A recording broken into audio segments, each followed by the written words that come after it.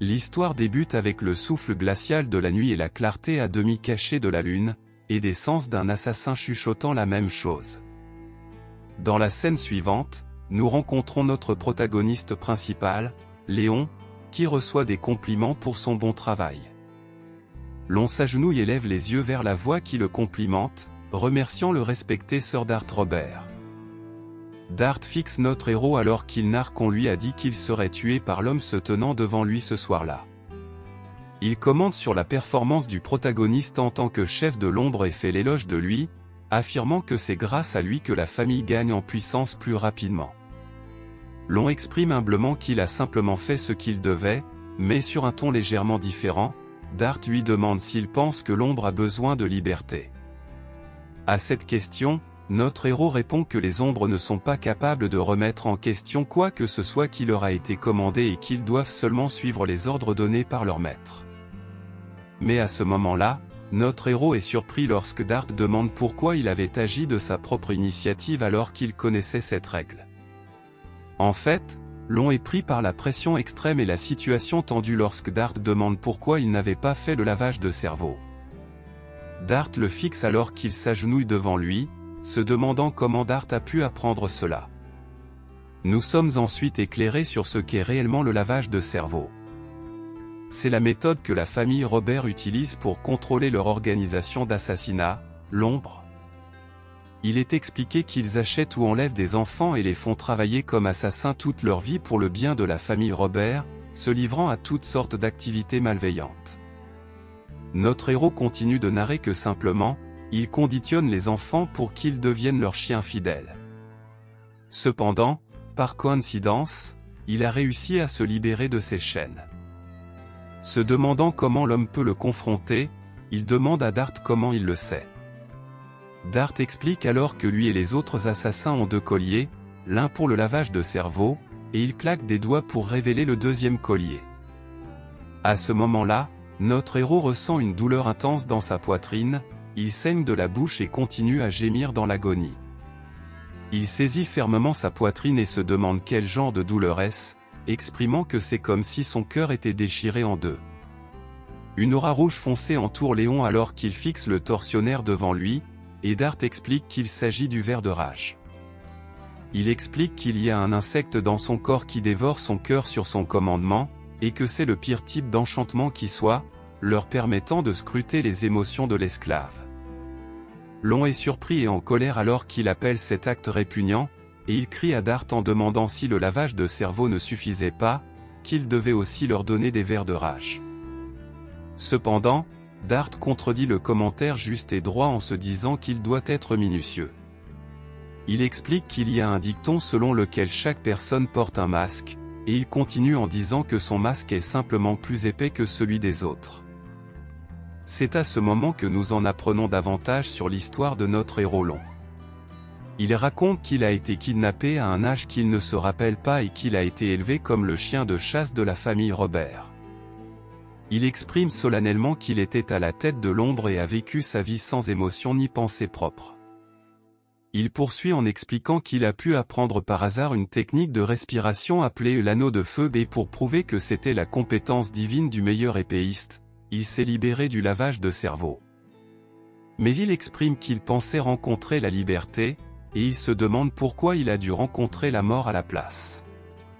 Il sombre dans un profond désespoir alors qu'il remet en question sa vie et se demande quel péché il a commis pour mourir d'une mort aussi insignifiante. Cependant, quelque chose ravive son esprit et il se relève, serrant les dents et déterminé à ce que cela ne se termine pas ainsi. Il se lève, surprenant Dart qui lui demande comment il peut même se tenir dans un tel état. Les yeux de Lion brillent alors qu'il fixe son adversaire, se préparant à l'attaquer.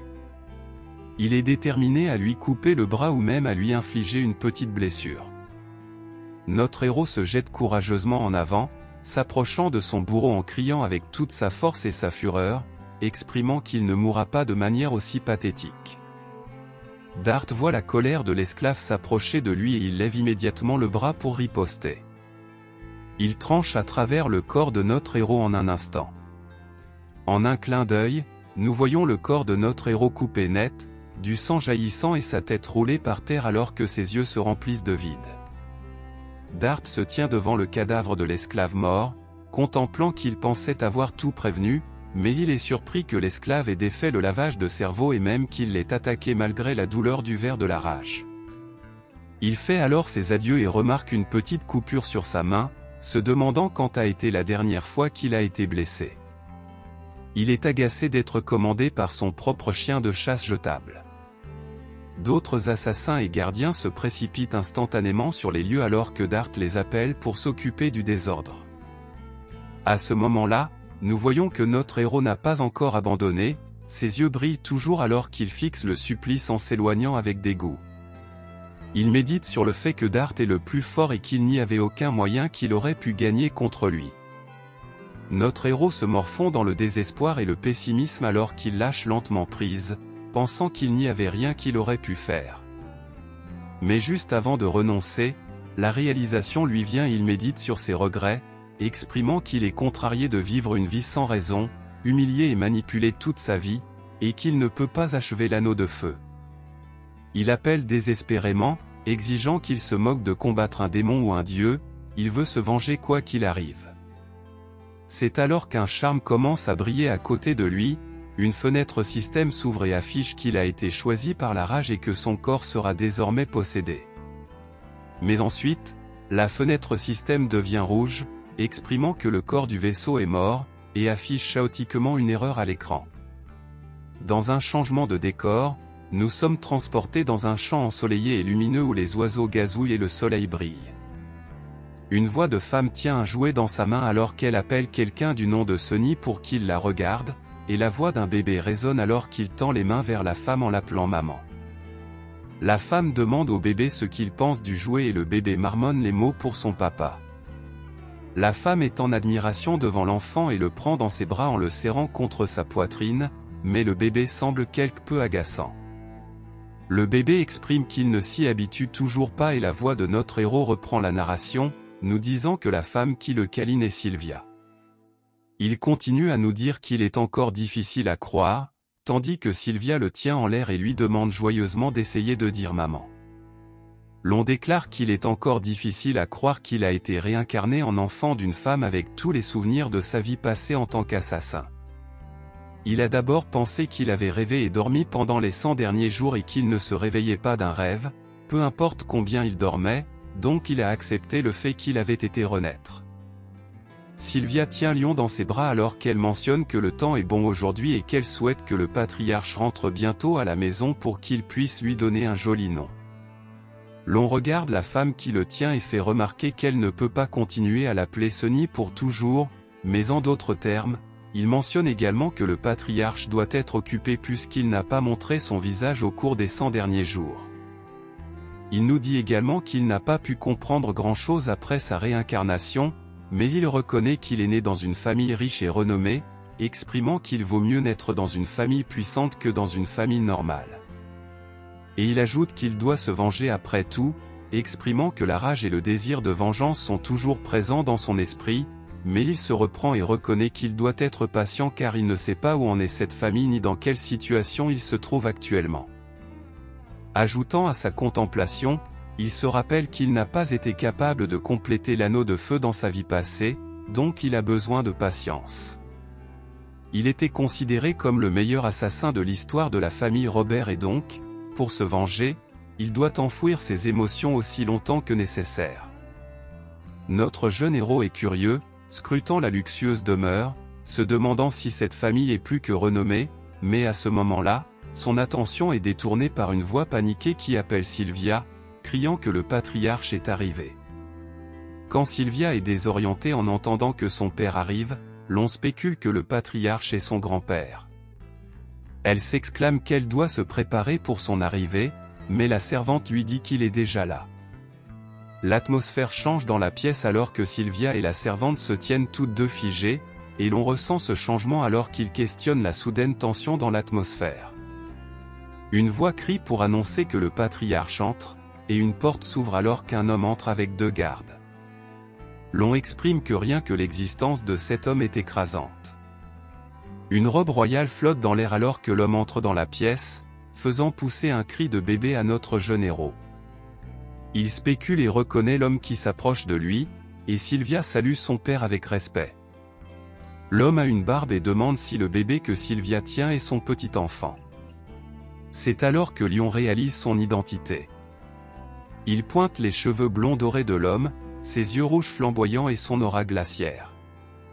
Il explique que cet homme est le zénith de ce continent, le roi du nord de l'annihilation, Glenzar. Notre bébé héros semble concerné et désorienté alors que le patriarche fixe son petit enfant et se demande comment diable il a été réincarné dans la famille la plus puissante du continent. Sylvia demande à son père s'il veut prendre son petit enfant dans ses bras, pendant que notre bébé héros juge ironique un tel destin. Glenn, le patriarche estimé de la maison, s'exclame que le bébé sera nommé Long, suggérant que le sens du nom est de vivre comme une ombre, comme si le guerrier était là mais aussi pas là. Les yeux de bébé de Long s'élargissent à cette déclaration, il lui est difficile de comprendre comment il a reçu le même nom que dans sa vie passée. La nuit tombe finalement et la lueur de la lune traverse la pièce alors que l'on fait semblant de dormir profondément dans son berceau, mais en réalité, il est bien réveillé et se demande si tout le monde est allé dormir. Il s'assoit et médite sur le fait qu'après 100 jours, il a enfin sa chance. Il explique qu'il était toujours somnolent à chaque réveil, Sylvia était toujours là à ses côtés, prête à le câliner, ce qui ne lui permettait pas d'utiliser sa mana. Mais maintenant, enfin, il peut dormir dans un berceau séparé. Soupirant de satisfaction, il exprime qu'il devrait commencer. Il s'assoit droit, croise les jambes pour prendre une certaine posture, invoquant la capacité de l'anneau de feu. Notre bébé héros explique que la méthode d'entraînement normale de ce continent utilise des styles de respiration où l'on absorbe l'énergie de la nature et rassemble l'aura dans le noyau énergétique. Cependant, les anneaux de feu qu'il a obtenus suivent un chemin différent, et il nous éclaire sur leur fonctionnement. Il explique que lorsqu'un mage utilise son énergie, cela façonne l'anneau du cœur, renforçant ses capacités physiques globales et ses techniques de manipulation de l'énergie. À cause de cela, il mentionne que ce type de technique de respiration est le meilleur pour devenir un artiste martial parfait. De plus, ce genre de technique de respiration a l'avantage sur les transcendantaux comme Dart qui ne connaissent pas toutes ses capacités. Ainsi, il exprime qu'en utilisant l'anneau de feu, on peut développer sa mentalité et son corps.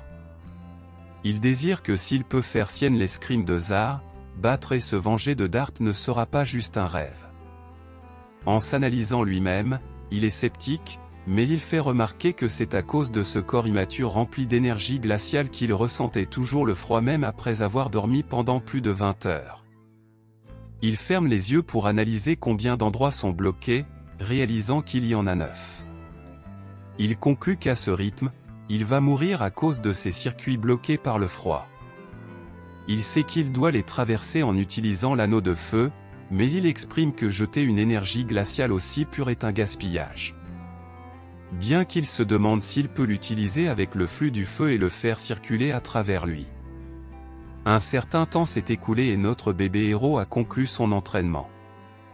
Bien qu'il pense que c'est lent, il progresse quand même très bien. Juste avant de passer à l'étape suivante, il se sent un peu agité. Il reconnaît que son corps est fatigué, remettant en question l'endurance de ce corps immature qui se fatigue après si peu d'entraînement. Mais notre pauvre bébé ne peut rien y faire et il ressent le poids de ses yeux alors qu'il les ferme lentement pour dormir. Lion dort profondément dans son berceau et c'est alors que Glenn, le patriarche, émerge de l'ombre pour observer son petit enfant. Il lève la main au-dessus de la tête de Long et de petites étincelles d'énergie scintillent autour de lui. Merci beaucoup d'avoir regardé cet épisode. Si vous voulez l'épisode 2, n'hésitez pas à commenter et vous abonner. Hâte de revoir dans une nouvelle vidéo, on est ensemble.